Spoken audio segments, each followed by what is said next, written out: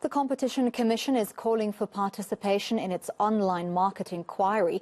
It will be taking place virtually in November this year. The inquiry takes the form of public hearings into the functioning of the online economy. For more on this, James Hodge from the Competition Commission joins us now. James, thank you very much for your time this afternoon.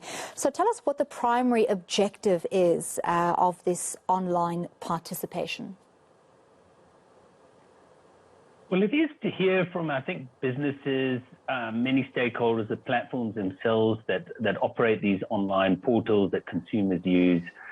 And the whole function of the inquiry in the first place was because we've rapidly moved online. So people use the online economy daily for their business, to do food delivery, to buy goods, to book accommodation. They use apps every day. And you pay for these and get services. But many countries have found that these markets are quite dominated by a few platforms, and that consumers and the businesses that use them don't always get a fair deal. So we want to just make sure that in South Africa, the online economy is fair, is working well, and has equitable outcomes for everyone. In terms of access to the online economy, if the public hearings are taking place online, those who are excluded from interacting in the online economy won't be able to participate. How are you going to get feedback from them? Well, we will.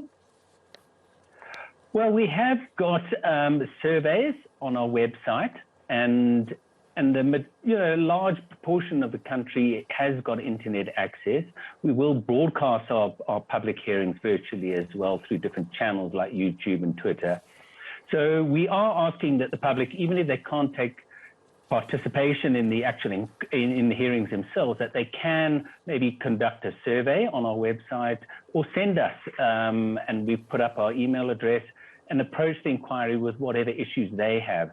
So we do want to hear from everyone, and we have also engaged even survey companies to pick up and identify small businesses that operate on these platforms and just get their perspectives.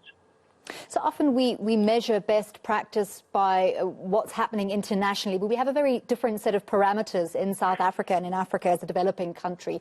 What are some of the main concerns the Competition Commission has about online market dynamics, equitable access and fair practices?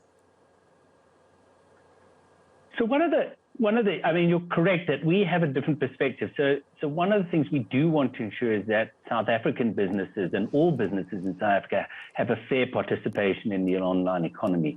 So even if these are global app stores, we want to know that South African businesses can participate, that it's not just us selecting foreign businesses to participate in the online economy. But some of the things we've picked up and are outlined in our further statement of issues are things like, ranking for position, that much of that is paid for. So can small businesses actually get visibility to consumers if they can't pay those fees to appear? Sometimes the fees even differentiate or discriminate against small businesses. And does that affect how they participate on things like food delivery platforms, or just getting a marketing voice for an auto dealer or an estate agent? And just whether South African platforms can compete against the global one. So what we're seeing, for instance, is just to get the attention of consumers, you need to spend massively on search engine marketing and just to be visible online. And can, again, South African businesses, entrepreneurs that are trying to make a go of this and innovate and provide services to South Africans, can they get that visibility online? Or are they on page 2 of Google, for instance? So is this participation aimed purely at businesses for their perspective, or is there also space for engagement from consumers themselves? I think it is largely to businesses. What we do want to almost enlighten for South African consumers as well, and businesses, is how these platforms function. What happens behind the screen that you see on your mobile phone or on your laptop? And so when you type in, for instance, a search for a product, or you're looking for accommodation, what appears before you? Is it paid for ads? Are they labeled? What are the businesses that you're using paying to be there? So how much of your money which you spend goes to the platform itself, or how much goes to the business you're buying from? So I think what's the virtue of a public hearing is that it helps a public discourse really around these issues. So we can assess things like the fairness and have different perspectives. It may be, with many of these, it's debatable proposition. Platforms bring customers. What is the fair share of commissions that they should earn? How much should the businesses earn? I think it's important to debate those in public forum and get, I think, public discussion around that. So even if businesses come forward to us, I think it's important to get public debate around what they understand now, how this functions, and whether they think that's fair as well. What we often see happening is environments of great pressure being very fertile ground for innovation, and that innovation across Africa often beats European and Western competitors to that competitive edge. What are we seeing in terms of innovation in online markets in South Africa?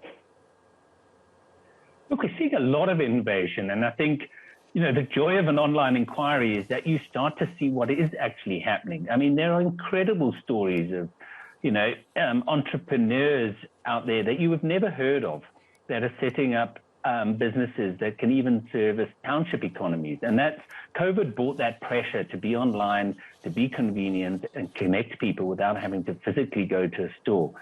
But we want to ensure that that is nurtured and developed. So obviously some ideas will fail, but the ones that should succeed do succeed, and that's what we want to ensure. So we don't want barriers to be put up to entrepreneurs in South Africa from realizing their technical entrepreneurship and consumers from benefiting from those innovations. And they can be squashed, and that's what we've seen in other countries. And that's why we just feel we need to get involved, get understanding, and if there is something that needs to be done, then we should be doing it. Well, thank you very much for speaking to us. We value your input. That was James Hodge from the Competition Commission.